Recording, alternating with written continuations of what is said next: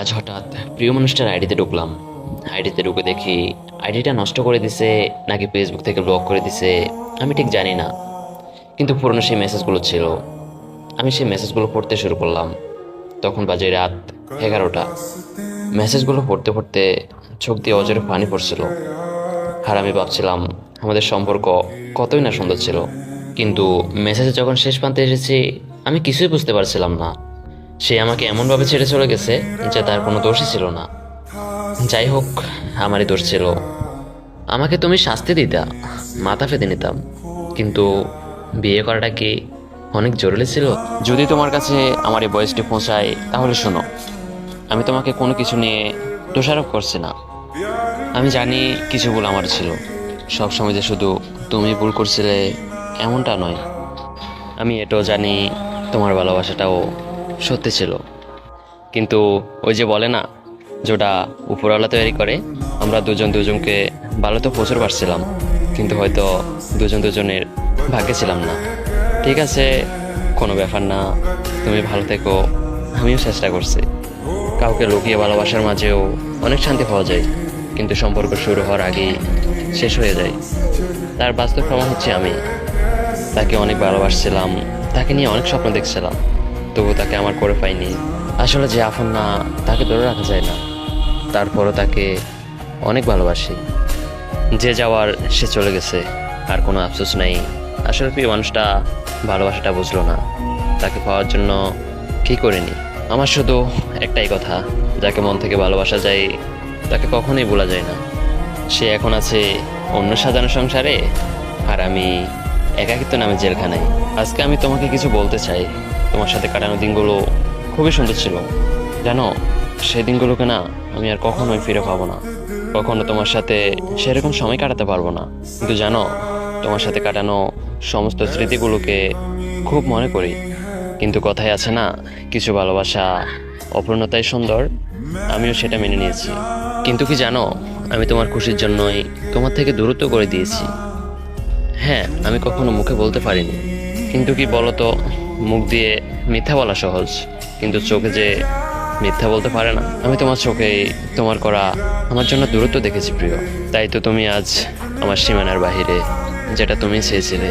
আমি আজও তোমার, কিন্তু তুমি আমার নয়। তুমি আমার খুব শখের মানুষ ছেলে। আচ্ছা, আমি যদি আত্মহত্যা করি তাহলে কি আমার আত্মা সব কিছু দেখতে পারবে, সব জায়গাতে যেতে পারবে, সব কথা শুনতে পারবে? তেমন কিছু না। আমি শুধু আমার প্রিয় মানুষটার মনের কথা জানার জন্য আত্মহত্যা করতে চাই। আত্মহত্যা করে ভূত হয়ে তাদের মনের কথা জানতে চাই। ঠিক আর কি করলে, কতটা ভালোবাসলে তাদের মনের কথা জানা যেত। আমার একবার আত্মহত্যা করা প্রয়োজন ছিল, বড্ড প্রয়োজন। তুমি আমার সুখের কারণ। তোমার সাথে কথা বললে আমার শান্তি লাগে। তোমার ছবি দেখলে আমার মুখে হাসি ফোটে। তোমার মুখে ভালোবাসি কথাটা শুনলে আমার তখন পৃথিবীর সবচেয়ে বেশি সুখী মানুষ মনে হয়। হ্যাঁ, তুমি আমার সে প্রিয় মানুষ, যার জন্য আমি হাসতে হাসতে মরতে পারি। তুমি কি জানো, তুমি আমার খুব শখের একটা মানুষ, যার জন্য আমি নিজের আমিটাকেও ত্যাগ করতে পারি।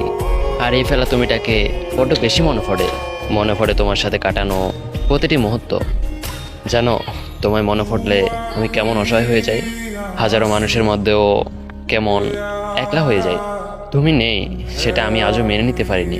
প্রতিটি মুহূর্ত তোমার রেখে যাওয়া স্মৃতিগুলো আমাকে জানিয়ে দেয় তুমি না থেকেও কোথায় যেন আছো।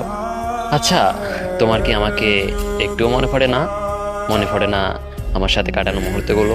আমি বুঝতে পারি তোমার সব মনে পড়ে। মনে পড়াটা যে অনেক বেশি স্বাভাবিক। তোমার যখন ওইসব মনে পড়ে নিজেকে কি করে সামলাও একটু বলবো আমারে? মাঝে মাঝে নিজেকে বড্ড একা একা লাগে।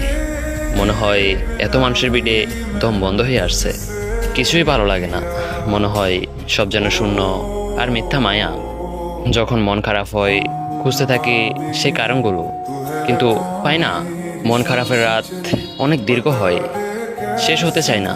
তবে এই খারাপ লাগার সময়ে যে মানুষটা পাশে থাকে, সঙ্গ দেয়, তাকে পৃথিবীর সব থেকে আলাদা মানুষ বলে মনে হয়।